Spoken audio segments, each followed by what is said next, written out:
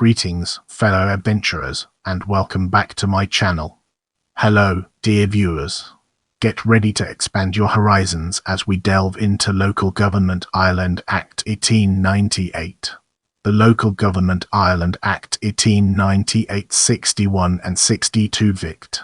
C-37 was an Act of the Parliament of the United Kingdom of Great Britain and Ireland that established a system of local government in Ireland similar to that already created for England, Wales and Scotland by legislation in 1888 and 1889. The Act effectively ended landlord control of local government in Ireland. Our focus now turns to background, an important aspect of our discussion. From the issue of local government reform in Ireland was a major political issue involving both Irish politicians and the major British political parties.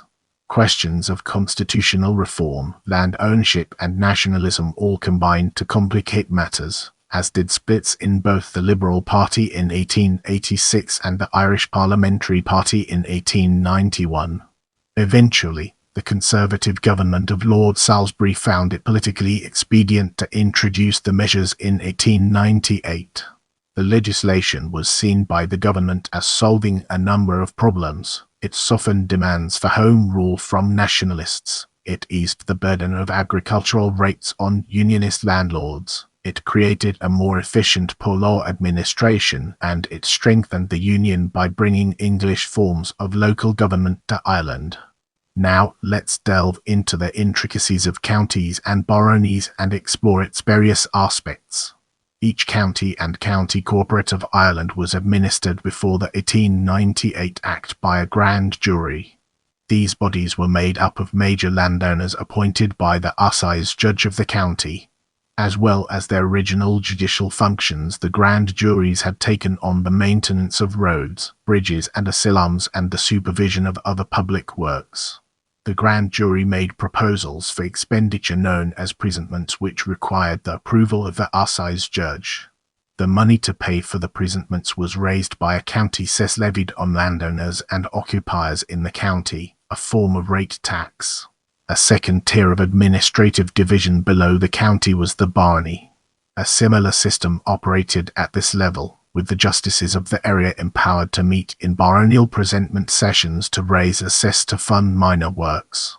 By 1880 the members of the grand juries and baronial sessions were still overwhelmingly unionist and Protestant, and therefore totally unrepresentative of the majority of the population of the areas they governed.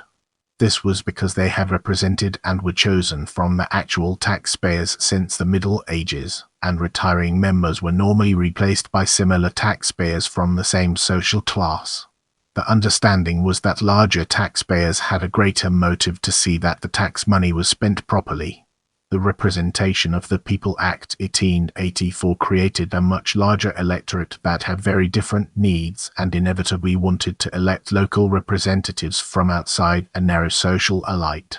By now public works such as roads and bridges were being funded increasingly by central government via the Office of Public Works. In this chapter, we'll be unraveling the enigma of poor law unions and sanitary districts and discovering its transformative power. In 1838 Ireland was divided into poor law unions plus, each consisting of a geographical area based on a workhouse. The union boundaries did not correspond to those of any existing unit, with many rural areas crossing into two or more counties. The unions were administered by boards of guardians. The boards were in part directly elected, with one guardian elected for each electoral division. With the growth of population and need to create authorities to administer public health and provide or regulate such services as sewerage, paving and water supply arose. The Public Health Ireland Act 1878 created sanitary districts, based on the system already existing in England and Wales.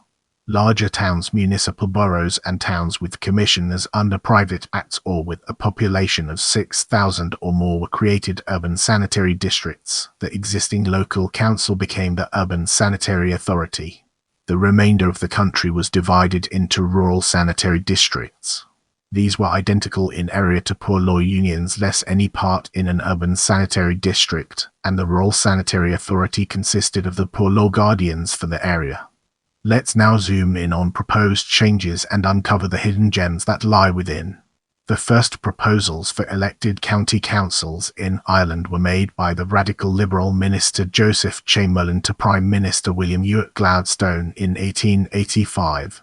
The electorate had been enlarged by the recent Representation of the People Act 1884. Gladstone and Charles Stewart Parnell, leader of the Irish National League, preferred to legislate for Irish Home Rule.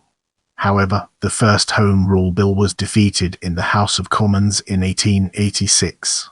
Chamberlain, briefly the president of the Local Government Board in 1886, then left the Liberals to form the Liberal Unionist Party and brought the proposal to his new Conservative allies, who won the 1886 United Kingdom general election shortly afterwards. In 1888, Chamberlain again called for democratically elected county councils in Ireland, as a part of a crash programme of state-funded public works, in his book A Unionist Policy for Ireland. Directly elected county councils were introduced to England and Wales by the Local Government Act 1888 and to Scotland by the Local Government Scotland Act 1889. Attempts to bring about similar reforms in Ireland were delayed because of the civil unrest caused by the Plan of Campaign. The government argued that before they could bring in administrative reforms, law and order should be restored. Accordingly, Arthur Balfour, the Chief Secretary for Ireland, introduced coercion acts to end the agrarian outrages. Unionists, increasingly losing seats to members of the Irish National League at elections of guardians, also sought to delay implementation. Balfour announced on 10 August 1891 that local government legislation would be introduced in the next parliamentary session. The announcement was met with protests from unionists and landlords who predicted that the new authorities would be disloyal and would monopolize their power to drive them out of the country. Balfour, despite the opposition, made it clear that he intended to proceed. With the Irish Parliamentary Party split into Parnellite and anti-Parnellite factions, he was encouraged to believe that the bill could be used to destroy the demand for home rule and further splinter the nationalist movement. When the bill was introduced to Parliament early in 1892, it was clear that the Unionists had successfully watered down many of its provisions by securing safeguards on their hold on local government. The provisions of the proposed legislation were county and district councils, elected on the parliamentary franchise transfer of powers of grand juries over roads and sanitation to the new councils, administration of local revenues and setting of county cess to be decided by the majority of ratepayers. The safeguards to protect the Unionist minority were electors to have cumulative votes, with those paying more cess having more votes. Any ratepayer could challenge the council presentment before a judge, and jury county and district councils could be dismissed for disobedience to the law, corruption or consistent malversion and oppression. A joint committee of councillors and grand jurors was to approve all capital expenditure and appointment of officers. The bill was rejected by almost all Irish parliamentarians, with the support of only a handful of Ulster Liberal Unionists. While Balfour hoped to make the legislation acceptable by tabling amendments, this was rejected by nationalists who hoped to see a change to a pro-Home Rule Liberal administration at the imminent general election. The bill was accordingly abandoned. With the groundwork laid, let's now examine Gerald Balfour as Chief Secretary and the crisis of 1897 and its connections to our previous discussions. Following 3 years of Liberal government, the Conservative Liberal Unionist coalition formed a Unionist government following the 1895 general election. Gerald Balfour, brother of Arthur, and nephew of the new Prime Minister, Lord Salisbury, was appointed Chief Secretary for Ireland on 4 July 1895. He soon made his mark when he summarised the Irish policy of the new government as killing Home Rule with kindness. The British government passed 3 major pieces of Irish legislation in 4 years, apart from the Local Government Act. These were the Landlord Ireland Act 1896, 59 and 60 Vict. C-47 and the Agriculture and Technical Instruction Ireland Act 1899. The local government legislation was not originally part of the government's programme announced in the Queen's Speech of January 1897. It was also exceptional in that there was almost no popular demand for the reforms. It thus came as a complete surprise when Chief Secretary Balfour announced in May that he was preparing legislation. While he claimed that the extension to Ireland of the local government reforms already carried out in Great Britain had always been intended, the sudden conversion to the alternative policy was in fact a way of solving a political crisis at Westminster. Obstruction by Irish members of Parliament and a number of English bishops was causing a legislative backlog. Landlords, already angered by the 1896 Land Act, were enraged by the refusal of the Treasury to extend the agricultural rating grant to Ireland. In fact, the failure to introduce the grant was largely due to there being no effective local government system to administer it. Instead, an equivalent sum had been given to the Dublin Castle administration, who had decided to use the money to fund poor law reform and a new agricultural board. On 18 May, the Irish Unionists wrote to the government informing them that they would withdraw their support unless the rating grant was introduced. The Lord Lieutenant of Ireland, Lord Cadogan, held talks with the Treasury and hit upon the idea of introducing the local government reforms as a way to break up a combination of Unionists with nationalists in Ireland, which he felt was becoming too strong even for a ministry with a majority of 150. The introduction of democratic county councils along with a substantial rates subsidy was felt to be sure to placate all Irish members of the House. The government moved quickly, sending a copy of the English Local Government Act of 1888 to Sir Henry Robinson, Vice President of the Local Government Board for Ireland. Robinson, who was on holiday, was instructed to decide how much of the existing legislation could be speedily adapted for Irish use. Within a week came the announcement that a bill was to be prepared. There would not be enough time in a single parliamentary session to debate all planned measures, so an omnibus power was granted to Lord Lieutenant to pass orders in council adapting previous acts to Ireland, including parts of the English Municipal Corporations Acts 1882 and 1893 and Local Government Acts 1888 and 1894, and the Local Government Scotland Act 1889.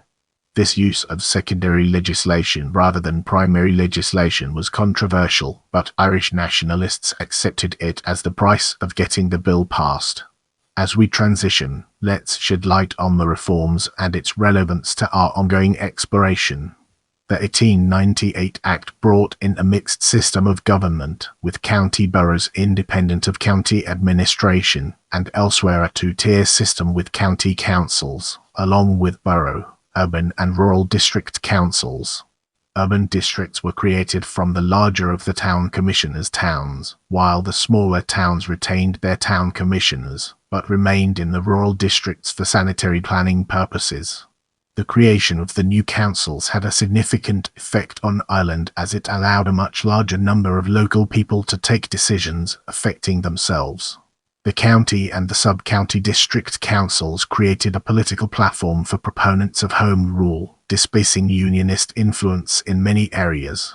The enfranchisement of local electors allowed the development of a new political class, creating a significant body of experienced politicians who would enter national politics in Ireland in the ears, and increase the stability of the transitions to the parliaments of the Irish Free State and Northern Ireland.